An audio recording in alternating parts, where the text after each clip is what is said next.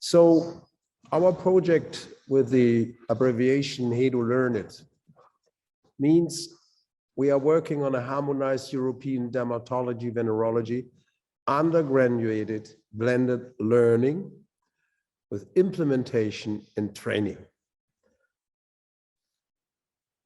There is one key policy issues of the EU member states and higher education institutions explicitly ask for better exploit the potential of information and communication technologies to enable more effective and personalized learning experiences, teaching and research methods, and increase the use of virtual learning platforms.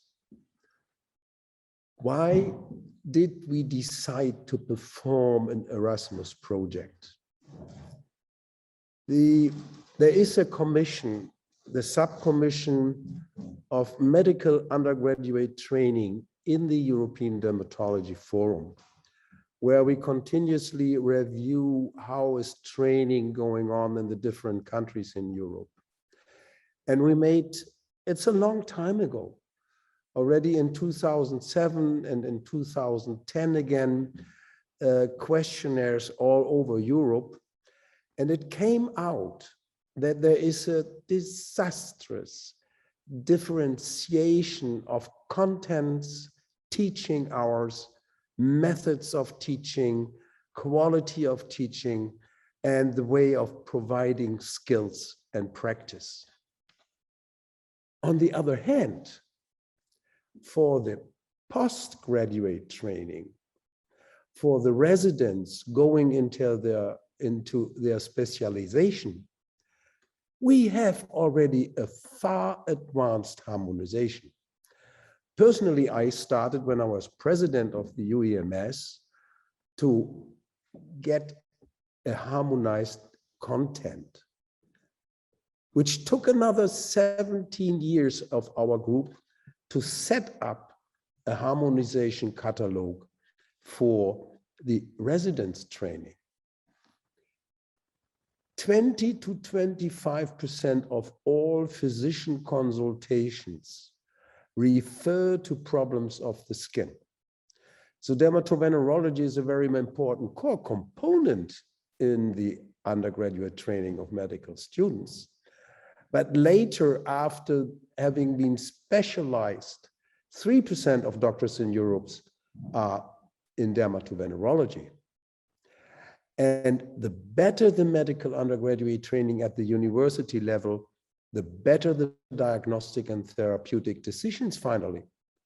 And when you consult another colleague because of a problem, it is better when the student already reached a level and he knows what is dermatology venerology covering, with what disease of the skin I have to contact another colleague.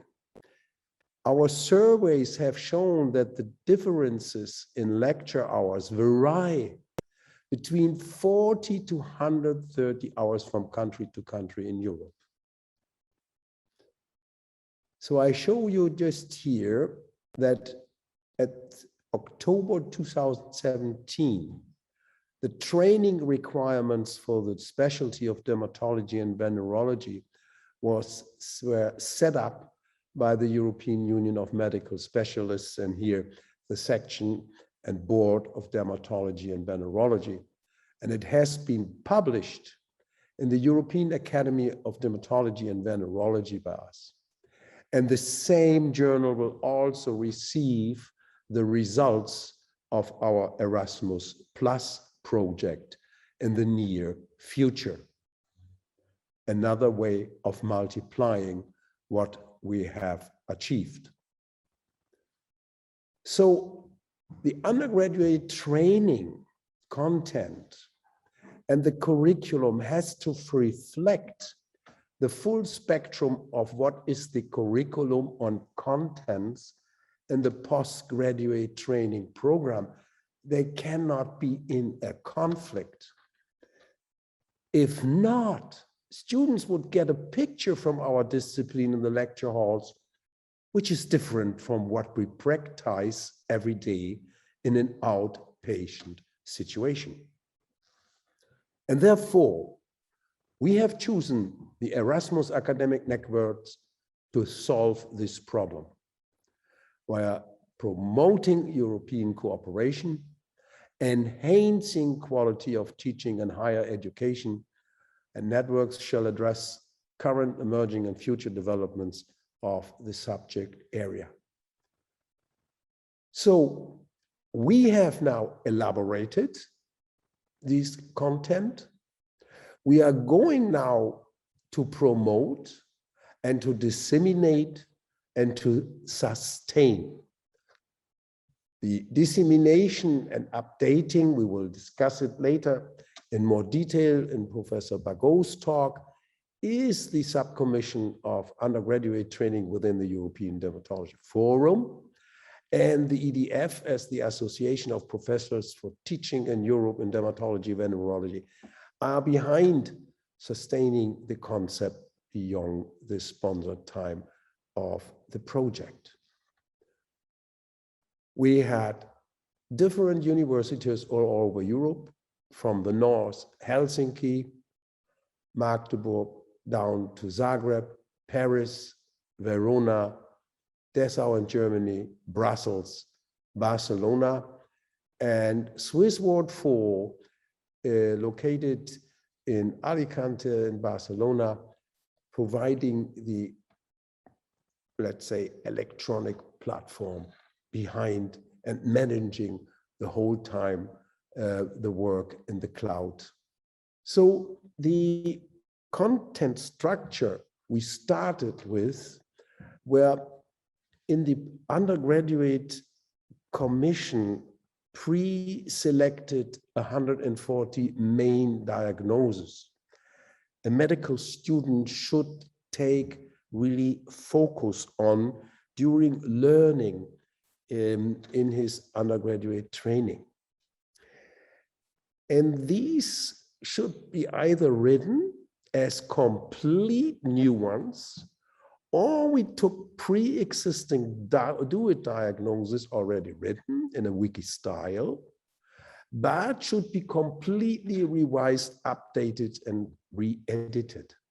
And then the new ones and the revised one should be written in a short version, in the wiki style, condensed, not more than 2 pages, really to make for the students learning easier, and a long version, more detailed, with more deeper information in a regular text style with about 3 to 4 pages.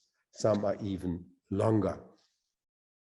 So finally, the diagnosis chapters were changed in the starting phase and during Delphi Consensus conferences in 2019.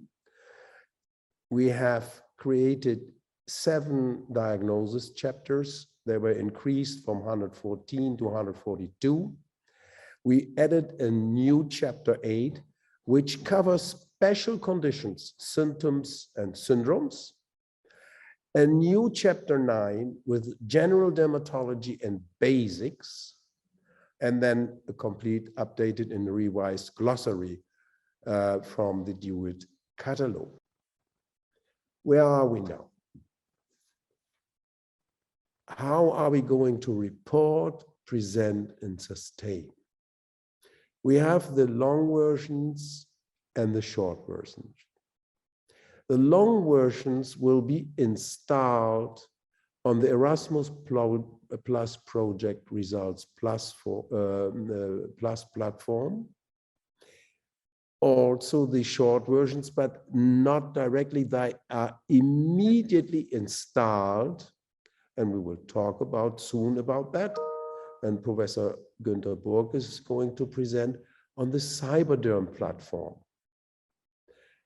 Also in the Cyberderm platform are the clinical slides in a thesaurus that when you go to the long version webbook, you can click and you come here to the thesaurus of clinical pictures. And so there are links provided. And the EDF, Professor Bagot is then going to talk about, is the guarantor for sustainability, continuous updates, and continuous review. Let me now come to the last part of my talk. This is, what did the students do in our project? In the different partner universities, we asked students to participate, and they had to fill out an incoming questionnaire that we get an impression, how they learn, what are the way of learning, and what would they prefer. And they had electronic questionnaires at the beginning and during follow-up. And the follow-up, they were asked for short version and for long versions, if they are satisfied with them, and they could give comments how good they were prepared. We had all in all nearly 250 students we could require. The majority were females. For us, it was important to ask, are the chapters of diagnosis which we have written clear? And you see, very good and good, a high acceptance. The same if they understand epidemiology and how the structure of the diagnosis were. High acceptance. And when you compare the written text and the functionality of the implemented text on the website for efficacious learning of the topic, do you think you learn better than compared with standard textbooks? You see, it seems quite that they like it more than the standard textbook. So at this stage now, at the upcoming end of the project, which was because of the pandemic prolonged until the 30th of November, we will finally have a web book, which will be on the Erasmus result platform placed, the long versions. And this is a book, here you see the structure, of about 550 pages we have calculated so far. And the short versions, this content will be on the internet platform of Do It. We will listen soon by Professor Borg.